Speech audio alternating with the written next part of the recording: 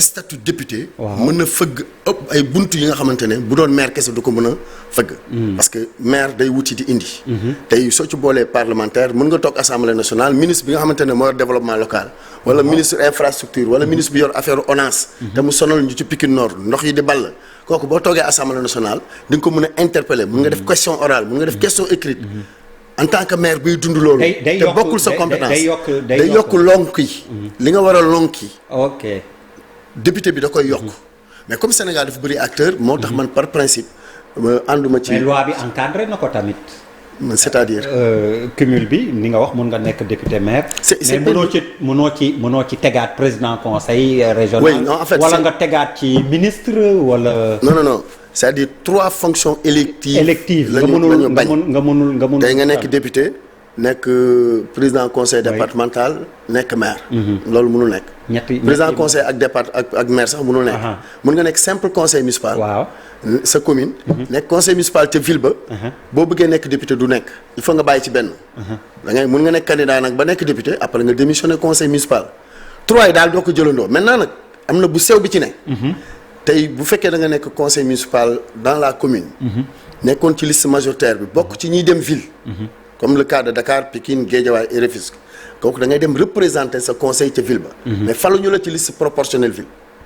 ok mandat commune bi. waaw moo la yóbbu nga représenter. moo la yóbbu bés boo démissionné woon. waaw ki lay remplacer mooy dem. ok xam nga boo démissionné day am suppléant buy. waaw buy yéeg mais suppléant boobu bu yéegee. du tax moom mu dem ville. mais ki toppoon ci yow. waaw ci nga nekkoon 3e. ci liste ville ba. waaw day am rang wu dem ca conseil ville ba. ok donc être au conseil ville c'est pas une fonction élective. ok kooku c'est une fonction de représentation. ok looloo sew. c'est vrai que dafa sew. je peux donner l'exemple de Awañan dafa baax a xam. Awañan par exemple kaaw Awañan waaw. moo doon tête de liste proportionnelle bu Dalifort. waaw ñu gagné. waaw Dalifort mu nekk conseiller municipal. waaw moo doon deuxième ci liste proportionnelle ville. ñu gagné. mu nekk conseil de la ville. waaw élu directement. waaw conseiller ville waay. nekkoon député questeur à l'Assemblée nationale. waaw ñett ñëw na. oui. dafa war a démissionner benn mu démissionner conseil commune. Dalifort. l'exemple de Salamata Korera bi nekk sama commune. oui elle est députée.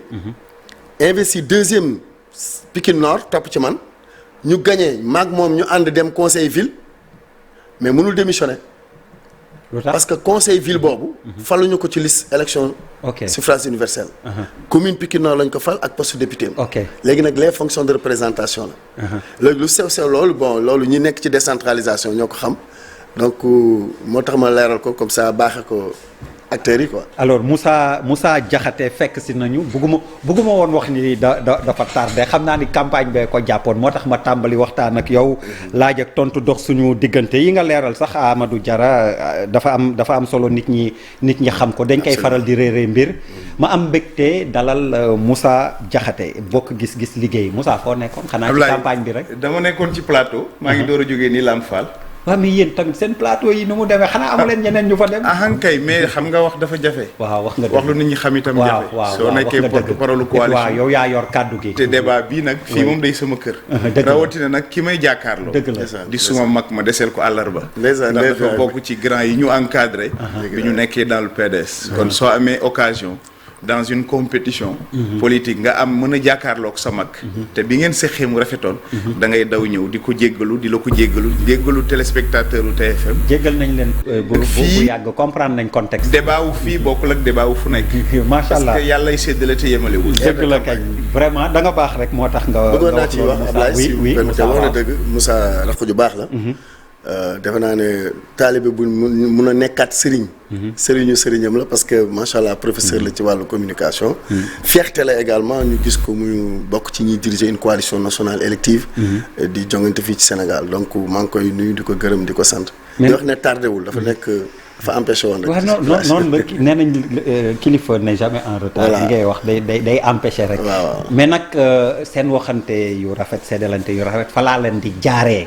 falaa leen di prox ndolle maa ngi ñëw le temps juste suñu ajusté micro bi Amadou Diarra justement ñii yow loo ci xalaat moom laa ko waroon njëkk laaj mais le temps ñu régler micro am dañ naan yéen en fait ñoom ils sont de l'autre position du ñu opposition seen opposition yéen mais c'est une autre position Moussa ndax affaire bi baax na micro bi donc bu régie bu ñu ma signalé ça va régie bu dee micro baax na ma tàmbalee moom alors kon Moussa yow laay tàmbalee laaj boobu effectivement en général dañu naan yéen du ngeen opposition wu ñii opposition de l'opposition ngeen waaw bu fekkee ni opposition mooy saaga mooy xaste mooy toj mooy yàq nous nous opposons à ceux qui font cela ñii nag mën nañ réeroo ci ju mais ñii lañ gën a xam que ñëpp xam nga bëgg falu warul tax ñu def dans la démagogie dama la ne Amadou Diarra moo nu yar ni ma ko xamee bu toogee bu xoolee xam naa li mu xelaat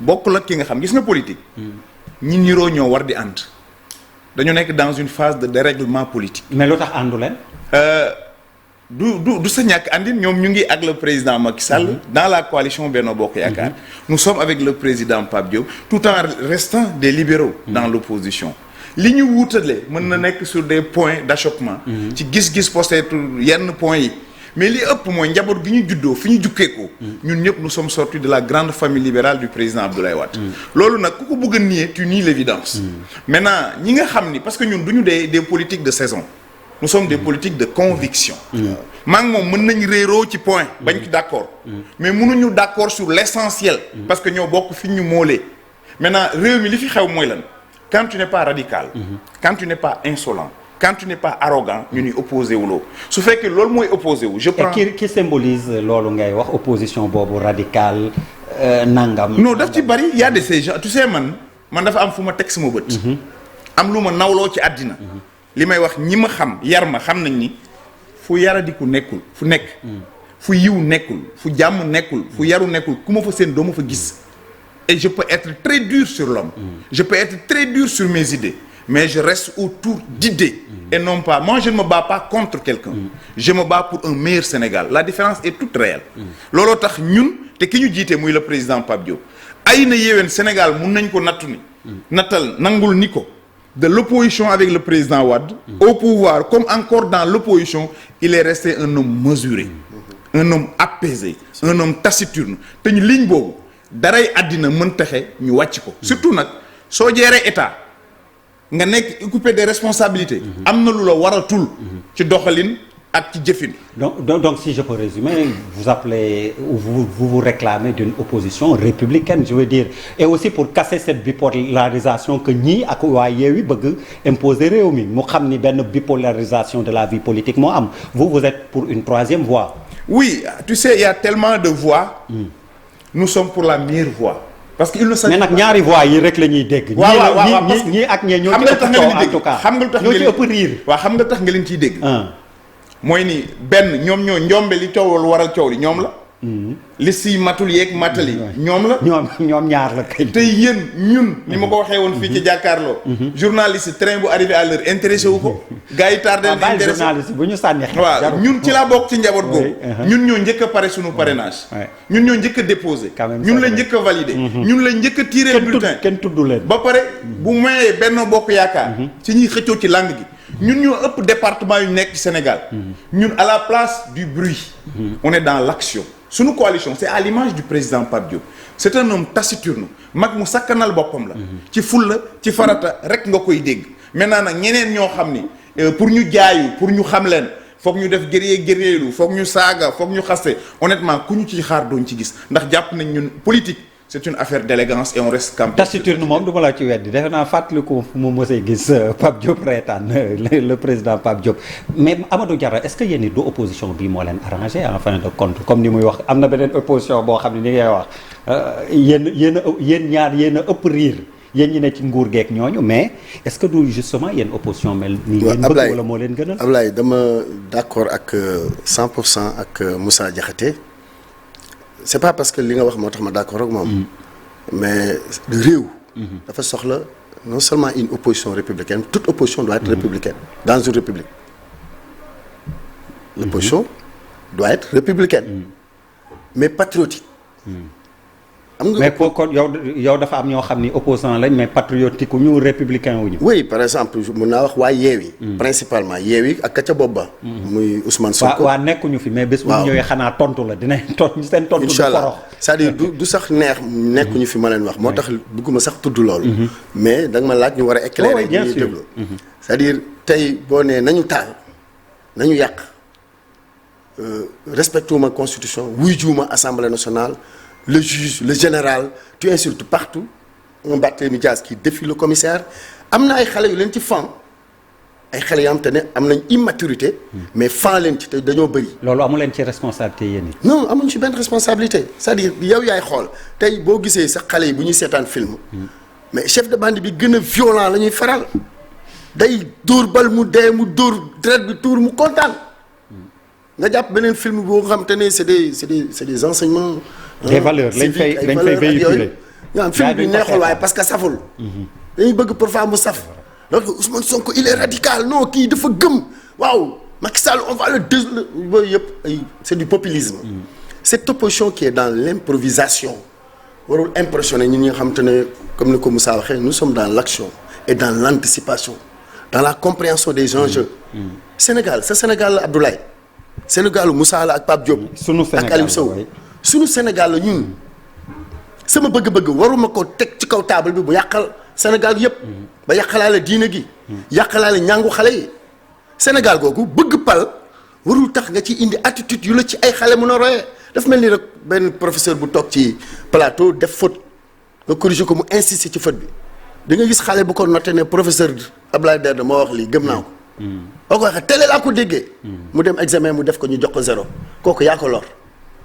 donc opposition dafa war a patriotique bëgg. je donne un exemple tey man su ma doon Ousmane Sonko je le répète encore liste bi ma bëggoon tabax fa ay kàngam pour ñu dem assemblée pour une meilleure assemblée nationale.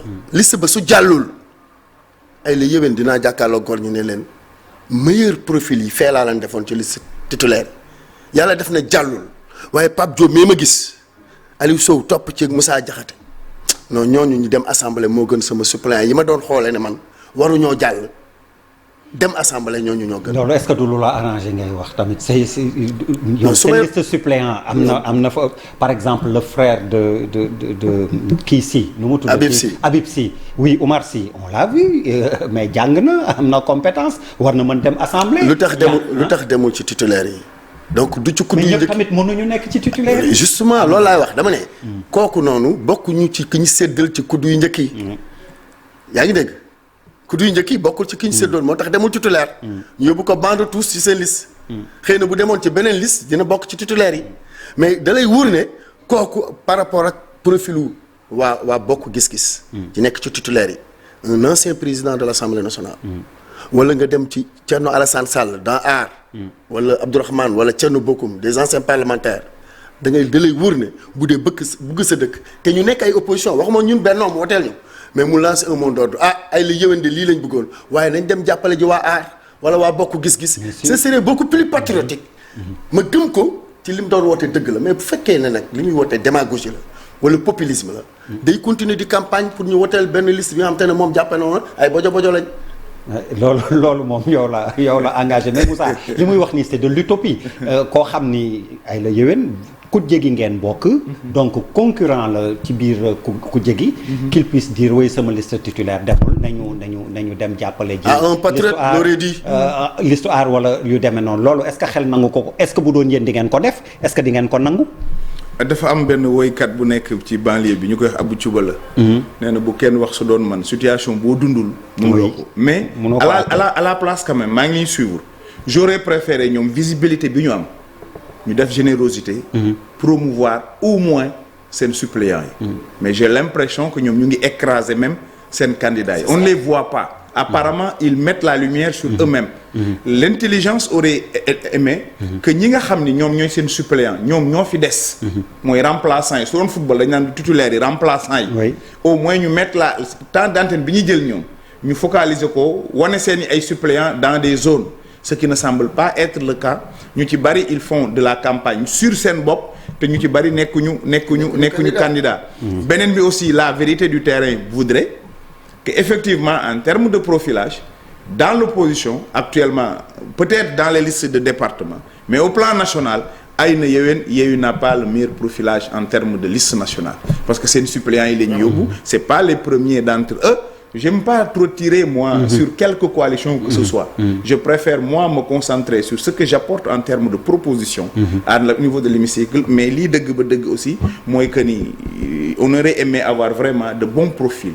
Parce que l'enjeu de cette 4e législature 14e plutôt dafa am dimension bu mag boo xam ne day interpeller des parlementaires de haute facture pour porter l'enjeu. Mais Ablaye nga may préciser bañ benn confusion comme ni ko wax ni ko Moussa waxee c'est-à-dire liste ñun suñu bopp am nañ ay liste suppléant oui ñëpp am liste suppléant mais dama ne ñoom mais seen liste nationale suppléant yéen moom la ñu éliminé oui. mais dama bëgg a wax ne ñoom. waaw ba ñu leen waxee seen liste titulaire jàllul. ci seen i commentaire ñoom ñoo xeeb seen suppléant. ne mënuñu comprendre ñuy éliminer titulaire yi di dugal suppléant. ñoom ñoo diingat seen i suppléant. di ko xeex pour mu jàll. ba ne bu dul loolu élection du am. ndax nanguwuñ seen liste suppléant dem. dafa dire xeeboon nañ seen i suppléant ñun xeebuñu suñuy suppléant. ba ci suñu département yi ay maire a ngi ci suñu suppléant yi. ay directeurs généraux ñu ngi suñu suppléant yi. mais ñoom laa wax ñoo xeeboon seen suppléant yi. mais est-ce que léegi nag bañ demee ba xam nga tamit nangu xeex bi. Amadou ay la yowén nañ dem. Amadou xam nga nangu nekk suppléant sur une départementale la gën a xel gën a nangu que suppléant sur la liste nationale suppléant sur la liste nationale sauf cataclysme ngeen baal ma du terme interplanétaire et intercontinental mais tu n'as aucune chance d'être député parce que liste proportionnelle bu ñu jëlee ba titulaire yi bu ñu jëlee ba 40 voilà mais après justement dañuy continuer liste bi voilà ba pare ñu doog a jël ci kaw tu n'as aucune chance de passer. Ils l'ont compris c'est pourquoi ils décriaient le fait que seen liste suppléant di dem tey nag devant la nation. moo tax ma lay wax nangu nekk dans une départementale suppléant sachant que un Amadou Diarra bu jàllee ñu def ko ministre mu démissionné man ma dugg loolu la xel oui loolu la xel gën a mën a nangu te ci ngay ëpp yaakaar passé que bu ñu la yóbboo sur une nationale suppléant ñu d'accord ci loolu pour tëj page boobu oui moo tax ñoom ba ñuy defar seen liste suppléant yi joxuñu ko woon solo bi bu mu war a am ok léegi nag tey moom la ñuy donc beneen erreur boo gis la à leur niveau absolument. ok direction xam nga nag aire de campagne dañuy dem ci terrain di seet nu mu fa tëddee Linguère laa bëgg tàmbale ca Linguère naka la fa campagne bi demeek coalition yi naam Benno Bokk Yaakaar def na fa rassemblement bu mag seen tête de liste jaar fa mais li ñu gën nemmeeku fan yi Mamadou Moustapha Ndiaye àggee ñu ko gannaaw bi mu ko nuyoo ziar ko bu nekkee ci bu mu jokkoo bi ñu dem fekki ko caravane yi ci quartier yeeg luuma yi lañ ko gën a nemmeeku ak kilifa diine yi visite de proximité Mamadou Moustapha Ndiaye maa ngi lay nuyu.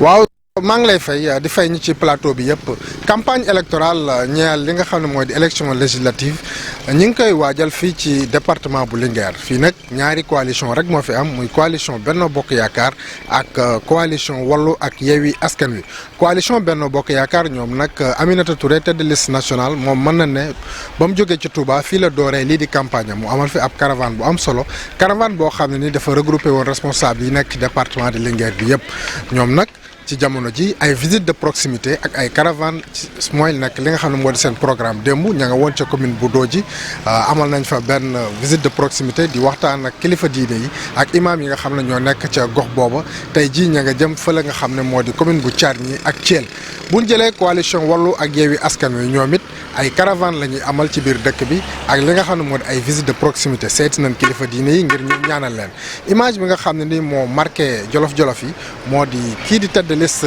départementale di El Malick Ndiaye moom nag mook Samba Ndiobène Ka mi nga xam ne mooy coordonnateur comité bi dañoo daje fële ca foraay bu daara di foraay boo xam ne mën na ne bu mooy jawbe moom moo ci topp ci wàllu rëyaay ñu taxaw fa saafonte wane ne rek politique boolewu leen kon nag fii ci département bu Linguère violence bi nga xam ne ñu ngi koy nemmeeku ci yeneen gox-goxaat yi mën na ne amu fi coalition Wallu ak Yewwi Askan Wi ñoom nag ñi ngi xaarandi président Ousmane Sonko ngir mu war fee amal benn caravane ci département bu Linguère.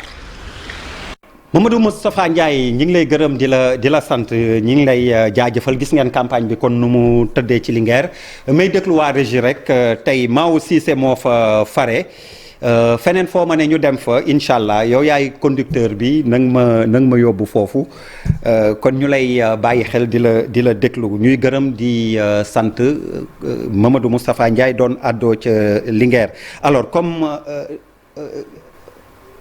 nu mu tuddati Moussa Diakhaté. oui Moussa Diakhaté.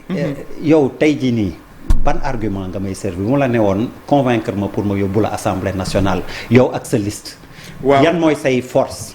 suñuy force mooy expérience ay nit yu mos a servir seen réew ndax nit da nga koy natt ca la mos a def. muy le président Pape Diop damay faral di wax ni dafa bokk ci ñi jiite woon législature yi gën a mag ci Sénégal.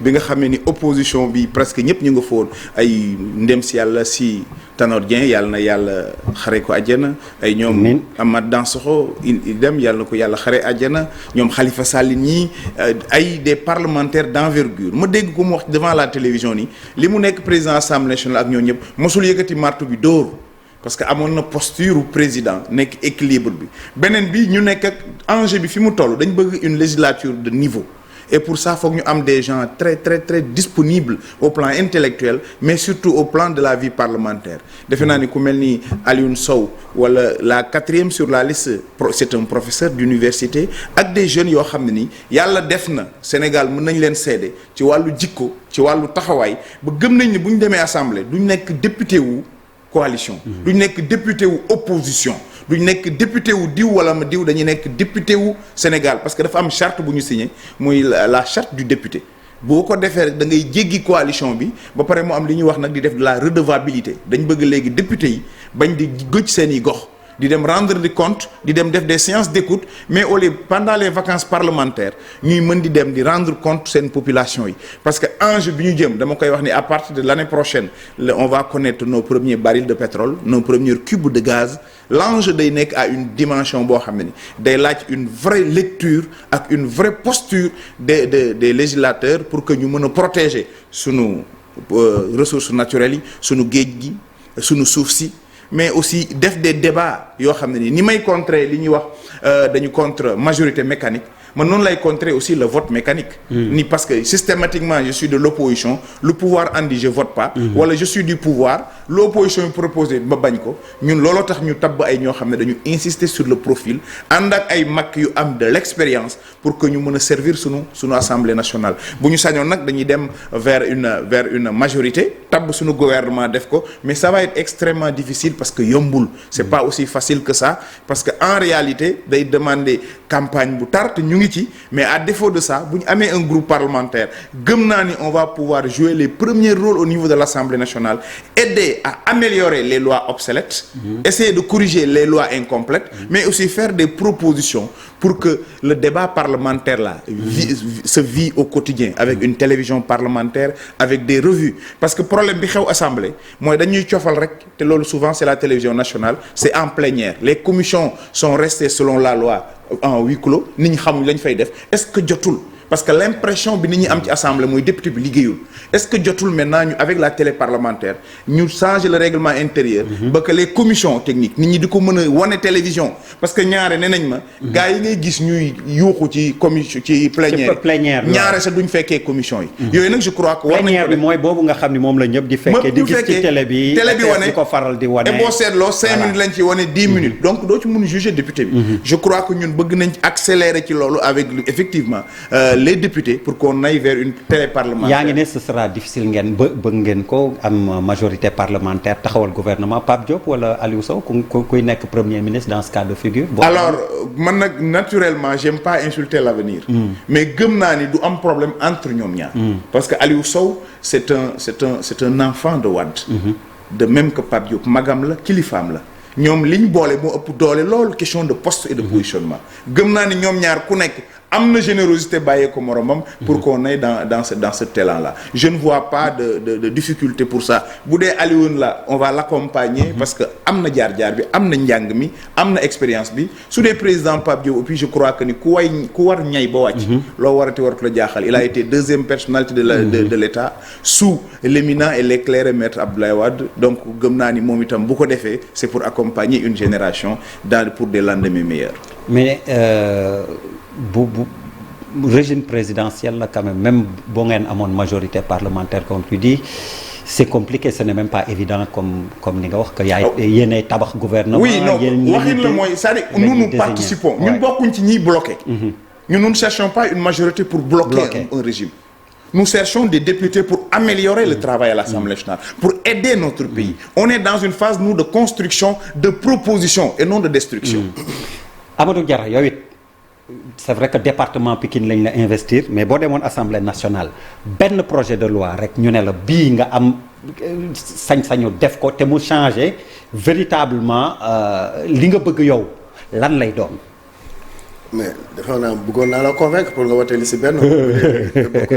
campagne leen rek. ñun ko ñuy votel buñ ci yeggee xam nañ ko. donc dama bëggoon ma ñu répondre ci la même question bi nga ko posé. pour démontrer de la pertinence de voter.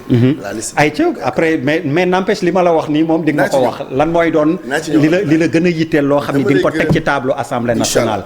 donc yow bu mu lay déglu lu tax ñu war la votel comme ni wax lan mooy seen force. avantage votel li tax d'abord beaucoup de raisons d'abord. ñoo nekk ci nguur gi. entamé ay politique ak ay vision yi nga xamante ne dagg ko. mun na salfaañee ambition yi. pour Sénégal gi yëpp. beneen bi ñi jiite suñu liste. Adja Mimi Touré Aminata Touré gis ngeen ko c'est une personnalité d'État.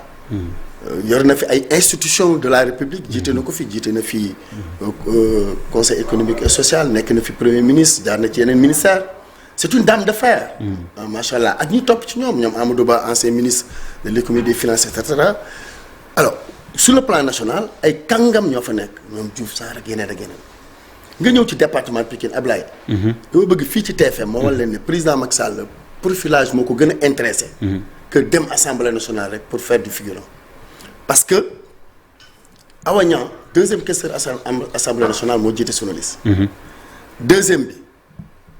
Daour Niang Ndiaye la ñu wax Pikine mu nekk ancien maire de Pikine ville ancien député premier secrétaire élu pendant 3 mandats kooku du dem assemblée nationale di laaj fu muy teg tànk. waaw mais tamit ñooñ jotul ñu xajal xale yi mun naa la rétorquer loolu. déedéet ni sëñ Babacar Sy waxoon ndajee xale kese doyuma ndajee mag kese doyuma xale yi dañ leen di boole ak mag yi xel daal ok te suñu coaching liste daa mag am xale am jigéen am voilà te ci ñiñ tànn ñëpp nag muy mag ñeen ñëpp nga teg ci kan ku ñuy wax Rama Maki.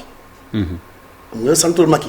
waaye bëgg parteem nekk une femme une fille engagée moo war ñu fàtte santam. kan moo ci topp Pape Sagna Mbaye fii may wax ak yow nii mu ngi ci 2e mandat actuellement mooy président commission affaires étrangères bu assemblée nationale. donc yor diplomatie parlementaire di représenter donc ci ñuy décider. en dehors du bureau. ça veut dire quoi ça veut dire Pikine ay kàngam la fa teg man mii di wax ak yow ancien député la. ancien rapporteur de la commission loi. décentralisation travail. sous le magistère de Maître Wade. oui. 11e législature pendant 4 ans. donc assemblée xam nga te ba may nekk rapporteur commission Seydou Diouf moo ko nekk benn at bu tëngee. ñëpp xam nañ xarañam. waaye ba mu fa poussé ma yor ko dañu ne at bu jot dañ koy changer. ba ma ñëw ñu ne ma yaay toogaat ba mandat bi jeex. loi yu bëri parité. man maa def rapport bi. la loi d'orientation sociale man la. ticket présidentiel bi indi woon 23 juin. c'est moi qui avais fait le rapport. donc du ma dellu assemblée nekk cuune. donc président Macky Sall ñi mu tànn juróom yi mu proposé ay doomu Pikine ñi nga xamante ne sur le plan national bu ñu demee assemblée nationale dina mën a représenter dignement Pikine.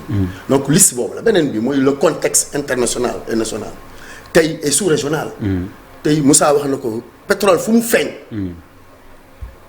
guerre nuyoo na fa instabilité nuyoo na fa. nga bëgg ci dolli indi problème confrontation je ne parle pas de cohabitation parce que wax nga ko. on est dans un régime présidentialiste même si vous voulez. président de la République mooy nommé premier ministre c'est pas l'Assemblée nationale. ça veut dire même majorité bu nekk opposition rien n'empêche au président de choisir son premier ministre. après il va censure des motions de défiance des motions de censure des va-et-vient dans un contexte bi nga xamante ne ñoo ngi ci crise internationale ñoo ngi ci guerre mondiale. denrées yi commencé rare ak flambée des prix inflation am. jamono yooyu sénégalais yi ñoo war a dal xel ne na Sénégal yi booloo autour du président de la République qui a une vision 2024 lay dérouler jamono ji la ñu am crise nañ ko gunge ba 2024. loolu mooy benn raison. beneen raison bi may jeexale nag mooy man. dama am mbëbët pour su ma demee assemblée nationale. mooy li ma la doon laaj. bi ma la ciy njëkk a may mooy. dafa am lu ma metti ci taxawaay bi xew ci Sénégal. ngay xale bu jigéen. nga jàpp ne yow dañu laa violé nga bind plainte ba tey ñu jëm ñaari at kenn attewu ko lenn moo ko waral lenn carapace politique ki ñu jiiñ ça veut dire soo amee dayo yi benn bi lu la neex nga def ci réew bi avec impunité ça rend faible les filles vulnérables exposées parce que ëllëg man bu ma ko defoon yegg ci xale mu ñëw ma ne politicien laa yëngal Pikine yëngal Sénégal yor parti politique. bu yàggee mun na saxaar loolu moo war a dañ cette injustice là. beneen bi dafa am lu xew Pikine sama commune ci biir arène nationale bi làmb tax daan na ma daanu ma far nañ gars yi jël benn fumigène tiire ko lu war a dem ci kaw explosé. ñu yóbbu ko ci supporteru Pikine yi xale bu dëkk ASC Teranga tudd Fisco. mu faatu ci. mu dal ko fii explosé yëre yi tàkk laal xol bi mu faatu. la loi Fisco pour fàttaliku kooku la loi Fisco pour que jamais un garçon innocent dootul dee ci terrain muy football muy lamb muy spectacle ñu considérer fumigène yooyu comme une arme blanche autant que fetal wala paaka ndax li ñee di def lay def ndax day rey loolu pour honorer son nom honorer la jeunesse de Pikine et sauver en tant que père et enfant sauver xale yooyu yeneen xale yi ba li rey lii bu mu rey kay indi fi loi bi nga xamante ne li dal aji dootul dal beneen xale bu jigéen indi fi beneen loi muy waaye loi boobu lan naka nga koy mën tëggee ni ngay wax yéen sax bu ñu naan discrédit des institutions particulièrement de la justice politiciens yi comme tu dis yéen a ko waral bu dee comme vous dites vous êtes des justiciables apparemment à part et entière c'est ce que je porte bu doon ni ngay wax bu doon benn journaliste saaxee nañ ko bu yàgg wala yu demee noonu loolu moom lay wax léegi mais loolu loi boobu noo koy tëggee ba nga xam ni politicien c'est-à-dire proposition de loi la bi ngay def waaw noo koy proposé da ngay proposé parce que loi bi déjà normalement yaatu ba nga xam ni problème bi warul woon posé wu waaw mais defal ndànk c'est-à-dire tey président de la république am na ñu dem woo ko ne ko mbir mi teg ko ci suuf day taal réew mi kii boo ko yëngalee wala nga woowaat ko mu ne gars yi maa ngi dem Sénégal tàkk waaye léegi xale bu jigéen bi nag waruñu ko protéger man dama ne man député du peuple du ma protéger kële ndax sàng ko sutura bàyyi ki vulnérable loolu proposition de loi ngay def bind ni bu lu dalatee lii amul immunité parlementaire flagrance délit am na dañu ne buñ la jàppee flagrant délit dañ lay yóbbu léegi juger la en flagrant délit waaye bu fekkee ay viol on a une loi sur le viol nañ ko appliquer à toute personnalité politique sociale syndicale religieuse que bu mu am obstruction que procureur soit du côté véritablement de mais loolu tamit est-ce que du salfaañe je veux pas tirer en longueur sama bëgg nee nañ ma war nañ dem Touba Mbacké ci li may def assemblée waaw te defe naa loolu sénégalais ñuy déglu mais loolu tamit bu ñu fàtte ni ak ku ñu mënti jiiñ tu es présumé innocent jusqu'à preuve du contraire exactement loolu tamit mën na nekk luy salfaañe bu ñu ne en cas de délit tel wala délit tel dañuy teggi déedéet dama ne na nga dem wuy ji yoon éclairé su fekkee dañ la sosal ñu xam ne dañ la sosal nga set su fekkee yaa tooñ ñu daan la mais procès bañ a am chaque fois de renvoi à renvoi ba léegi ñoo ngi ci campagne waxatuñ ci waaw ana kee ak naqaram ana mbokkam ana ñi ko bëgg foofu laay waxee ma jàll ci beneen bi tey Abdoulaye xëy na dal na la nga am mag ju feebar wala waajur ju feebar dem hôpital ça n'a rien à voir avec la décision de la politique définie par l'État benn infirmier nekk fa wala benn agent de santé xam ni xel kii ay fanam wàññi nañu waaye kat mbokkam bi am na ordonnance yu commencé takarnaas ngay jënd mun ëpp na 3 millions d'ordonnances yu ma jënd balaa sama yaay di faatu ci benn semaine 3 millions may daw rek yaay te yow jàpp nga ni que xamoon nañ waaw xamoon oui alors que ñoom waaw xamoon nañ l'issue fatale dama ne alal bii sama ndey ma ko gën a oui ma génnee luñ ma laaj ma def bés ba mu génnee corbillard laa wuti dem delluwaatuma fa ana garab yaa je veux dire il faut que le parlementaire Moussa fal nañ ko mu taal otoom bés sol yëre woyof dugg biir hôpital principal wala mu dugg Dantec mbaa Fann mbaa mu dem hôpital Pikine xool dafay dox woo ministre bi en plénière question orale wala question écrite pour dénoncer le comportement des services qu'on rend aux populations c'est des services le malade en Europe le malade est roi comme on dit dans le commerce le client est roi mais fii da ngay dem hôpital Pikine nga bëgg faju baadoola nga ñu laaj la garantie 50 000 sinon duñ la laal c'est de l'assassinat loolu un parlementaire man sama taxawaay waxuma sama parti wala sama coalition man namm naa dellu assemblée nationale pour dawal oto bu bon dugg fa bañ a présenté wu nëbb sama pièce nëbb ne man parlementaire la pour xool la fay xew pour mun ko dénoncer fi may jeexale nag. ci proposition waa nga daanelee foofu. waaw parce que yow moom def naa sa campagne mët na boo fi paree bu la neexee nga dem noppalu. damaa bëgg Abdoulaye. oui ñu xam ne li may metti ci législature parce que nekkoon naa député. mooy 5 ans de mandat ay projet de loi rek ñooy jàll. mais ñu député yi ils ne sont pas capables d'initiative parlementaire. loolu tax on va se battre ñun. pour que l'Assemblée nationale soit dirigée et administrée par les députés. bañ a toog fii rek di góolu waa exécutif. ñi ñuy indil ñuy consommer. sunu ak sunu statut war na ëpp loolu. boo jaaree Assemblée nationale genre Iba Der Thiam yi tudd ko sànq c'est des personnalités yu mën a def loolu. njàng beeg njàngale bi laa wax. l'avenir pour d'un pays man. pour man c'est l'éducation. mais dinañ ci ñëwaat loolu yéen ñaar ñëpp foog ma laaj lañ si ndax gis nañ ni ci li gën a sooxee la bokk dañuy dem Touba Mbacké Pape Balla Gaye lañ fay fekki mu tënkal ñu jamono ji campagne bi naka la fa tëddee gannaaw buñ ko nuyoo ziar ko. jërëjëf Pape Abdoulaye Der ñu ngi fii ci diwaanu Mbacké nga xam ne nag coalition yi nga xam ne ñoo nekk ci l'opposition bi wala sax ñi nga xam ne ñu ngi ci majorité bi ñu ngi waajtaay bu baax a baax ngir jëm ci élection législative yi ndax fu ci mel ne Benno Bokk Yaakaar ci diwaanu Touba Modou Bara Dolly ak mouvement bi di résistance doon daje ak ñi nga xamante ne ñooy ay militants am ngir daal di waaj bu baax a baax élection yi ndax moom nag li mu jàpp moom mooy tey ji war nañ ko war a mën a jox gëddëm ci biir parti bi ba tax na nag muy soññ ñëpp ñi nga xamante ne ñooy ay militants am ñu daal di liggéey ngir ndam ci ngoonuk fanweeri fan ak benn ci weeru juillet bi nga xamante ne moom la ñu dëgmal incha allahu rabbi ñeneen ñoo xamante ne ñu ngi yëngu mooy soxna soosu ñuy wax Khady Diop nekkoon présidente cellule féminine bu parti démocratique sénégalais ci diwaanu ko Touba moom nag mu rejoindre camp Benno Bokk Yaakaar mu ngi doon génn doon wax ngir ñu daal di koy jox ay moyens ndax mu daal di mën a liggéey ndax boobaak léegi jàpp na ne bañ ko fexee ba mu ñëw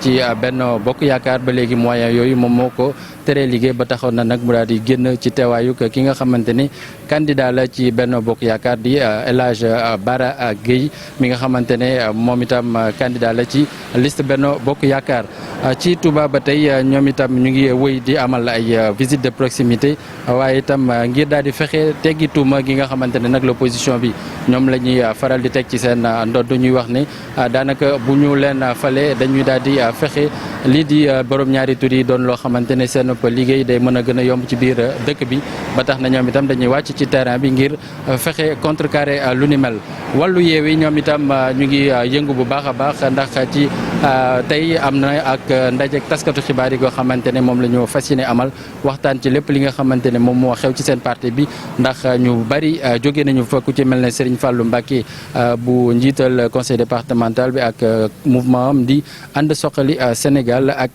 ki nga xamante ne moom mooy Fallou Galas Madakaw ak ki nga xamante ni itam moom mooy Serigne Cheikh Mbacké Bara Dolly ñoom ñëpp ñu taxaw nag fas yéene daal di génn ci coalition wàllu yeewi boobule kii di Fallou Galas Mbacké moom nag ba tey ji waxagul fan la jëm ñu ngi xaarandi décision boo xamante ne dana tukkee ci ab ndaje goo xamante ne daañu ko amal ci fan yi ñu dëgmal ci seen biir parti bile ba tey ci biir wàllu yeewi ñoom itam am na ci ñoo xamante ne ñu ngi nekk ci diwaanu Mbacké xaw a jege kii de nekkoon candidat ci élection locale yi di Abdou Karim Fall ñoom nag dañoo fas yéene boycotté liste bi nga xamante ne moom mooy liste wàllu yeewi ci département bi liste nationale la ñu bëgg a woteel ndax jàpp nañ ne ci biir coalition bi dafa bari ay injustice ba tax na ñu daal di amal ab ndaje doon wax lu ni mel les serviteurs MPR bu Pape Djibril Fall ñoom itam ñu ngi amal ay caravane ci 28 fi nga xamante ne moom mooy gare bu ndaw garage Darou Corniche Sëñ Cheikh ak ay caravane yoo xam ne moom la ñu fas yéene daal di amal Aar Sénégal ñoom itam ak seen tête de liste di Cheikhouna Bousso ñoom ñu ngi ca Daaru Marnaan gannaaw ba nga xamante ne ñu ngi nekkoon démb foofee nga xamante ne moom mooy grande mosquée doon amal ay caravane tey nag ci xayra Daaru Marnaan ak dem seeti seen ki nga xamante ne moom mooy tête de liste bi di Abdou Salam Lo nga xamante ne nag itam ñu ngi xamal ne kii di Abdourahmane Diouf ñu ngi koy xaarandi fii leeg alxames fii ci biir gox bile bokk gis-gis ak député sortante bi di Fatou Kiné Mbaye moom itam visite de proximité lay amal gannaaw ba mu nekkee ci diwaanu Mbacké ca Leyeen Mbacké Xewar ak Palen tey nag ay café lay amal ak ànd ceeg jigéen yi nga xamante ni ci ay mbootaay la ñu nekk ngir fexe gën leen a sensibiliser ci naka la ñu war a wote waaye itam lépp li nga xamante ne moom moo war a taxaw ci li nga xam ne moom moo jëm ci élection législative yi en gros daal loolu la ñu mën a jàpp ci diwaanu Mbacké gannaaw ba nga xamante ne boobaak léegi coalition yëpp ñu ngi yëngu ku ci nekk mu ngi jéem a wane boppam waaye itam fexe ba lépp loo xamante ne ñu ngi ko koy jiñ mu daal di koy mën a teggi Pape Abdoulaye Der. jërëjëf Pape Balla Gaye doon addoo ca Touba Mbacké ak na fa jamono ji campagne bi tuddee Moussa Amadou Diarra nag jot na campagne defe naa campagne bu exhaustive mi ngi doon waaj a dugg ci éducation mais balaa nga doon yegg si dafa am fu ñu tàmbalee cumul bi aussi je pense qu'il faut régler ça dans l'esprit des gens am na ñoo xam ne ànd nu ci du tout yéen lan mooy seen position par rapport au cumul bi wax ma tamit ci absentéisme bi ñuy faral di nemmeeku ci biir assemblée ñu fal député duñ ko fa gis. bon loolu sànniwuma xeer kenn. non mais loolu c'est réglé par le règlement intérieur. Oui. Question de rigueur la. Assemblée nationale règlement intérieur réglé na pour les obstacles. waaw bu ñu appliqué woon rigueur boobu. sa leader dootu fa nekk. c'est que Der quand nous parlons du Sénégal. Oui. Les personnes sont. Oui. Pas du tout importantes. Oui. c'est-à-dire liy defar. gis nga principe li ci bon mooy. oui soo koy défendre yat bi bu la dalee da ngay nangu. da ngay nangu oui. je dis qui qu'il puisse être. oui. La présence doit être de rigueur. koo mun ci tudd. foo mun ci bokk mooy suma gëm-gëm man. dëgg la fal la ba pare duñ la gis. donc c'est pas normal. il appartient à l'Assemblée. règlement intérieur dafa régler problème mu. présence bi donc c'est un problème de rigueur. point barre noonu itam lay ñëwee ci cumul bi. oui. parce que la philosophie qui sous-tend le cumul. c'est l'accaparement du pouvoir. ce n'est contre personne. mais benn nit mënut a dàq loolu ñaari jaar. lui il a été maire. ñu gagné ko. mu dem dellu siwaat. c'est parce qu'il est très proche de ses populations. moom mën naa ko seedeel Bamba Fall mën naa ko seedeel Bara Gaye mën naa ko seedeel nu mu tudd. Bara Gaye bu Yewwi Askan Wi. oui Samba Bathily Diallo mën naa leen ko seedeel. xam nga lu leen may ñu dellu siwaat ci li ma foog. waaw c'est que bu Tiga tojee seen commune sax dañ koy yëkk parce que ils sont présents 24/24 seen terroir. wax nga lu ma déggul de wolof bu ma déggul bu lan tojee. bu Tiga tojee. mooy lan maanaam lu yëngu ci seen gox. xam nañ ko parce que ils sont. j'avais deviné mais maa ngi doog a dégg loolu. boo demee syndicat fekk ko fa boo demee ci café tool toog boo génnee 2h du matin di dox ci commune am soo moytuwul nga daje ak moom. xam nga loolu lu koy maye lu ci ëpp. la disponibilité par rapport à l'emploi. député maire c'est à la limite assimilable. à la limite. oui. waaw xel nangu. à la limite assimilable. waaw à la limite parce que expliqué na ni quelque part c'est même complémentaire. day yokk à la limite. voilà à la limite waaw. mais dafa am ñoo xam ni. dañuy bëgg accaparer ils sont surtout di may sànni sama xeer suma mag Alioune Ndoye il est ministre de la République il est maire du Plateau. il est candidat tête de liste mu leer ko du nekk député yooyu laa wax ni. il va falloir que le jeu dès le début. ñu campé jeu bi xam ki ñuy voter kan la. mais on l'a utilisé. pour son aura certainement pour son électorat mais du dem assemblée. c'est pas bien je dis que plus il y a de respiration démocratique. plus on responsabilise le maximum d'entre nous. mieux le jeu est équilibré. et plus les gens se concentrent sur le travail qui est le leur.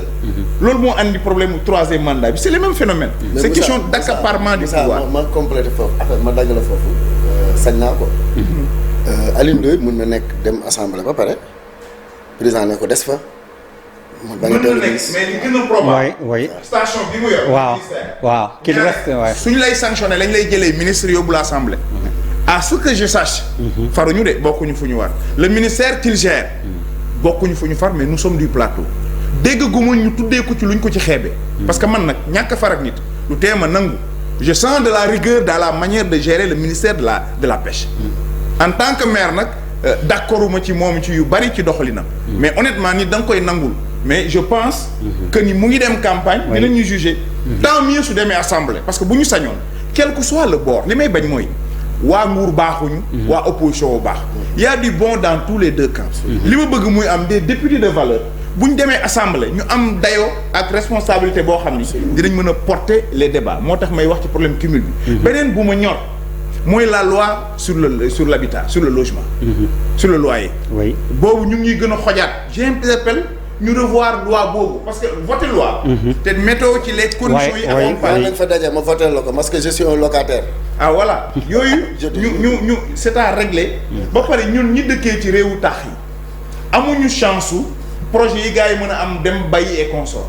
moo tax la RSE la loi sur la RSE. war nañ ko gën a xoolaat. parce que impact bi muy am. entreprise je prends le cas de Dakar Plateau où la jeunesse est en train de sombrer dans le chômage alors que par intelligence la RSE aurait pu aider de surmonter yu bari dans ce cadre-là loolu même bu dul loi l'intelligence du député comme ni mu ko waxee ni dem mën a seeti sociétés yi toogaanu leen xale yi nekk ci gox bi nga utaleen liggéey loolu carrure la loolu intelligence politique la loolu ba même bu fekkee ni du loi war nga ko mun dox ci diggante ak sa askan en tout cas man bokk na ci loo xam ni parce que la jeunesse de Dakar honnêtement en termes d'emploi amuñu espace buñ mën a yaree xar buñ mën a bàyyee service yi lañ am comment travailler pour que services yooyu mën a aspirer tant soit peu l'emploi bi nga xam ne nii am na au niveau te emploi ni ngay wax ñu bañ ko jëlee ni ñuy wax rek embauchement wala yu demee na comme ni ngay wax ñu financer leen encadrer leen ñu mën a nekk ñu mën a nekk ci dara jàpp si dara boo xam ni dinañ ci gis seen bopp dinañ ci mën a génn effectivement volet éducation ñu dugg fa très rapidement bokk na ci liy faral di gën a indi problème fii Sénégal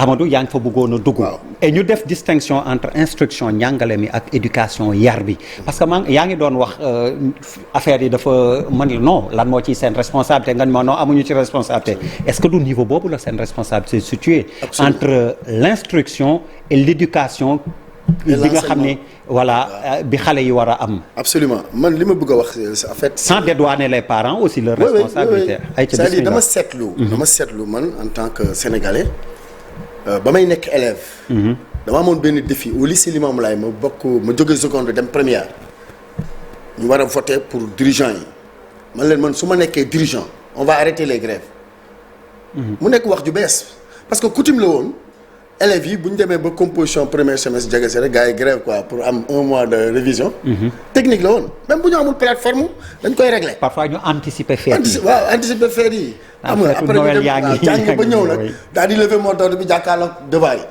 ma ne leen ren dootul am grève gars yi ne ma et si l'autorité fait la sourde oreille ma ne ko boobaa on appréciera at boobu en tant que dirigeant du lycée j'ai fait 15 jours de grève 15 jours fukki fan ak juróom mais li ma metti ci lii ba tax ma naan su ma demee assemblée nationale ñu dox ci loolu damay bëgg ñu wut un caucus de l'éducation un caucus de parlementaires c'est-à-dire une sorte de comment on appelle ça réseau des parlementaires pour l'éducation pour que les grèves interminables soit des élèves ou des syndicalistes ou bien par la faute du gouvernement qui ne respecterait pas ses engagements que le parlementaire soit entre ces deux les acteurs de l'éducation ak l'exécutif pour en tant que législatif ñu dox ci diggante bi créer cette médiation cette conciliation pour éviter les pertes de temps pendant les études de nos enfants qui sont l'avenir de demain parce que dëkk yi réew yëpp ils ont investi dans l'éducation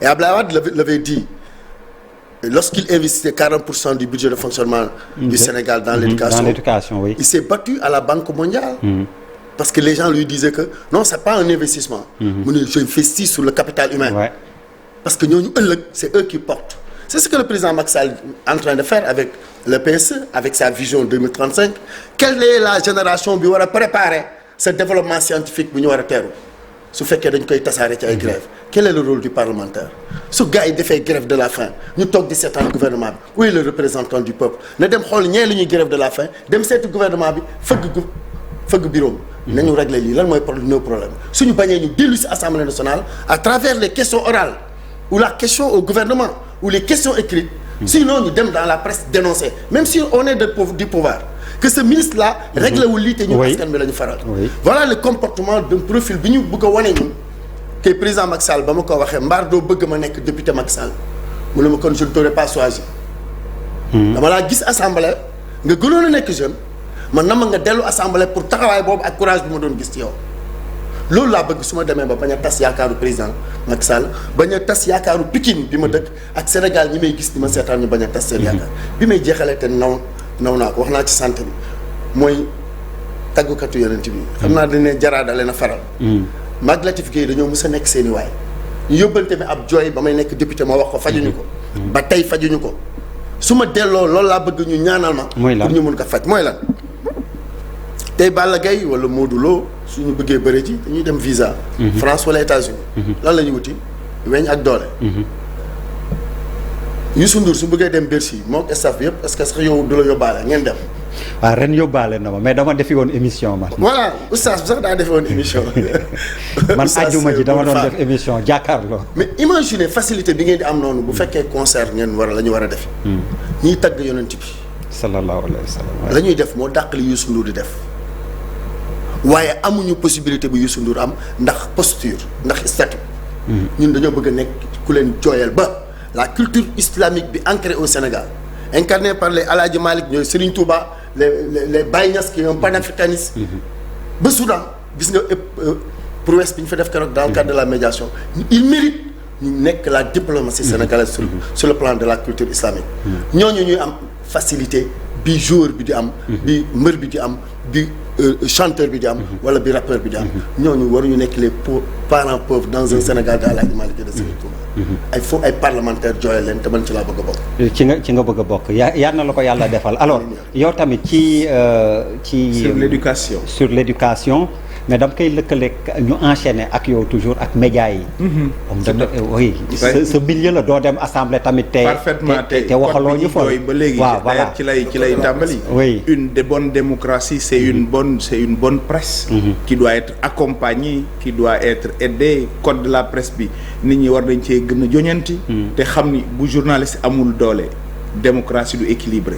c'est important dafa nekk une partie intégrante dans ce domaine-là ñu war a jàppale lañ même aide de presse bi man ni ma ko gisee yaakaar naa ni lu néew la ak ni ñu koy joxe ak ni ñu koy joxe aussi xëy na ñu parce que voilà war nañ xoolaat ci joxin bi sur ce point-là sur l'éducation oui parce que dama seetlu ni ñu ngi évaluer les apprenants di évaluer les enseignants mais jàpp ma ni ñu ngi évaluer le contenu pédagogique li ñuy jàngal xale yi pour man war nañ ko seetaat soppi ko ndax àddina dafa tolloo foo xam ni raw nañ daal li ñu jàngal xale yi. ak fi àddina toll dañu xaw a nekk en déphasage. je suis parfaitement d'accord ak il faut ñu réévaluer tëggaat ko ñu am une école sénégalaise nañ ko tëggaat carrément ci foofu lay tv transdu mi man dama gëm ni buñ bëggee am gap bii ñu am ci dérèglement en termes de valeur suñ ko bëggee rattraper foog suñu diine dellu école. tu sais l'école de Jules Ferry c'est une école maçonnique. absolument yàlla da ci génn. man dama gëm ni parce que da nga koy xool ci ñi ŋànk léegi même le business au Sénégal c'est des gens très souvent ñi ci ëpp qui sont sortis plus de daara que de l'école bi ñuy jàngale man gëm naa ni même bu dee suñu mbokk chrétiens yi bëgg nañ ko aussi ñu xool comment l'organiser dès maternelle ñu bokk ci mais alxuraan daal bëgg naa mu njëkk ci doomu parce que ñun on est à 95% musulmans pour ñi ko bëgg ñi bëgg catéchisme aussi seeni doom nekk ñu jàngal leen ko dès le bas âge diine dellu ci dina tax xale bi formaté wu et puis dina mën a comprendre dama seetlu ñi jàng diine surtout alxuraan ñi ma ci maîtriser man te gis leen seen parcours élémentaire dañ koy abrégé mu génn dem mais après jikko ji muy tës donc sur éducation bi pour man foofu la te ñu bañ di bàyyi di juum parce que soo ni jàng fii rek Sénégal dañuy yàgg ni c'est l'école française alors que daara ji li mu defar ci ay doom li mu defar ay intellectuels li mu defar war nañ ko gën a sóobaat gën leen imprégner développement bi d'ailleurs réew mi boo doon xool tey ñi ñuy jiiñ ne ñoo ci am yi milliards et consorts boo ci génne ñu jógee ci daara li ci bari doo ci def xaal ma tooñ ci benn oustaz moo xam mi ngi bu Sébikotane oustaz Lo xaw ndongo daara la mais ku ko gën a yaa xel fii ci Sénégal mais ñoom dañu defe naa amul maa ngi koy nuyu di ko ziar dañu leen oustaz Lo Sébikotane gis nga la dimension de tarbi bi moom moo lay jox benn sens de patriotisme ak d'élèvement dafa am suma benn sëriñu daara imam Bachir maa ngi lay nuyu depuis Saint-Louis mu ne ma ndax dégg gum nga daara bu grève te monte li ñu leen di teg ci coono li ñu leen di teg ci kii teguñ ko xale ba nekk ca l'école bële parce que waajal bi ñu leen waajal la préparé bi ñu leen préparé loolu yëpp nag day nekk autour de grands débats te mu bañ a nekk des débats de circonstance bu politique jeexee ñu toog ñu waxtaan même par rapport ak l'orientation bi ñuy jox milliards yi ñu jot mu génnee ci pétrole bi oui l'État a posé des débats mais je pense pas que les débats ont été aussi inclusifs nañ ko gën a yaatal parce qu'il s'agit de l'avenir de notre pays suñ génnee ci élection on a le temps d'en discuter et même des réformes pour ce pays là exactement gis nga Sénégal bi ñu jëm le pouvoir du président mu tudd Macky Sall Ablaye Wade Abdou Diouf c'est des pouvoirs exorbitants man jàpp naa ne war nañ àgg ba président su bëggee nommer mu demander à l'Assemblée de faire une enquête sur yeneen postes stratégiques war nañ toll à ce niveau là mais le président nomme au service ak di def des appels à candidature oui maa ngi doon xaar nag aussi sur les nouveaux maires de Yewwi vraiment maa ngi doon xaar appel à candidature pour ñu marquer rupture bi mais pour dire vrai waxuma amul mais li ma gën a gis mooy li fi daan nekk daan am donc la rupture n'est pas encore annoncée ça nous interpelle tous nag pour ñu travailler sur ça bañ a nekk rek dans du chauvinisme yow yaa ngi pouvoir Benno Bokk Yaakaar baaxoo yow yaa ngi opposition yaa baax non non y a du bon de part et d'autre et campagne bi dina permettre au moins nit ñi régler ci problème yu bari beneen bi ñi may poser souvent naan ma campagne bi xumbul ma ni comparaison n'est pas raison élection yi passé on était à 47 listes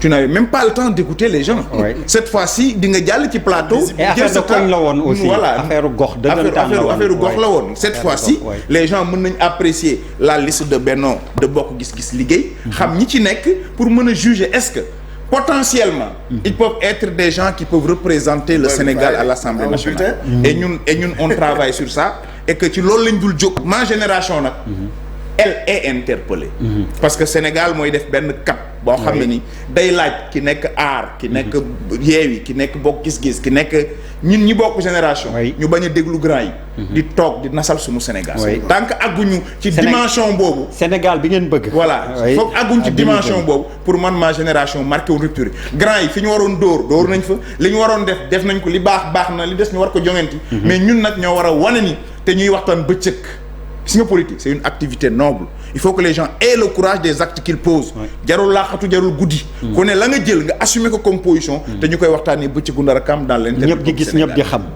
alors li ñu bëggoon évoquer ki yéen environnement sécurité pêche artisanat bëri na ak yeneen le foncier bëggoon naa wax ci institut loolu noonu la ma ko ci may lu ndaw rek mooy surtout le contenu pédagogique bi mu wax te sunu système éducatif sénégalais approprié bu ñu moomal suñu bopp jëlee ko ci suñu base culture wax naa ko sànq tey centenaire Mame El Hadji Malick la ñu génn li mu bind Sénégal xamu ko naaree ko xam xasida Serigne Touba yi lu ñu mën a jàngalee ba terminal ba philosophie lu néew bind nañ ko ci ba ci géologie ba ci anthropologie lu la neex mais dañu koo nëbb on préfère nous apprendre Montesquieu wala Gandhi alors que ñooñu bu ñu dundoon ak suñu génération ñooñu c'est des super intellectuels ñu leen tiim El Hadji Malick taw moo leen raw foofu Serigne Touba moo leen raw Cheikh Ibrahima Fall ku ko xam nu ñu ko jàppee Baye Fall njaxasam bi fekk c'est l'un des plus grands philosophes ay waxam Baye Ndiaga Diop moo ko doon wax tey dem na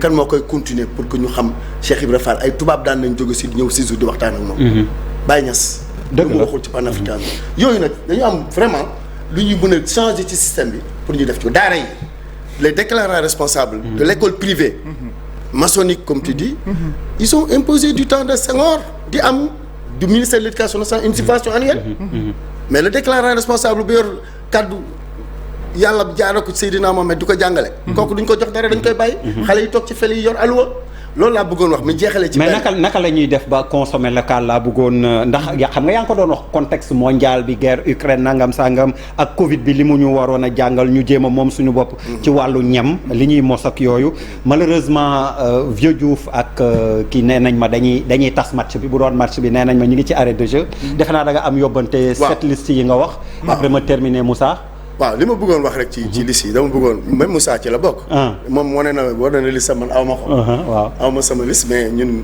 marron beige ku gis sa yére bi nga sol dinañ xam ban liste nga marron beige bi la waaw mooy fas bi alpulaar yi mooy ko xoore puccoo donc moom mooy liste bu baax bi quoi mais dama bëggoon wax rek ne sama gars yi heureusement que président Macky Sall jaar na fi ñetti at yi avec la Banque mondiale éclairage public bi commune yëpp même commune yu yeew yi may na leen ay dotation gaa ngi campagne di jaar ci ay tali yu bees tàq kenn sojul poussière bi jógul lamp yi leer na seen programme day war a jeex timis ñu dem ba 3 heures du matin ndax ci suuf pot lampe yi Macky Sall defar la ñuy def macha allah te kenn newul pipe te kenn newul nag waaw lu mu fi def doo dégg benn candidat wax ko waaw ñëw nañ ci dëkk bi lu mu fi def parce que yaa ngi naan sa bët nii lii moo fi def hôpital bi. dispense posé na première pierre fii ay hôpital de haut niveau macha allah nañu xam ne un président bi ñu am tey.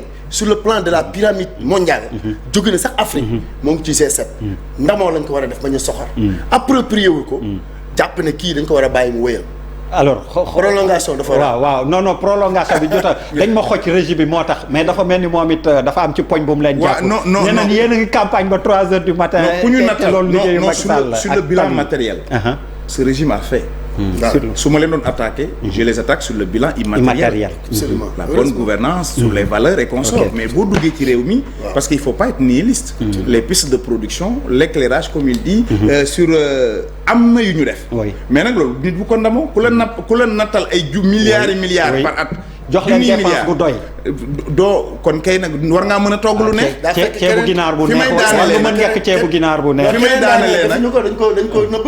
fi may daanelee nag mooy nous sommes le 19 juillet. waaw. 19 juillet 2027 la sëñ Touba wàcce woon liggéey.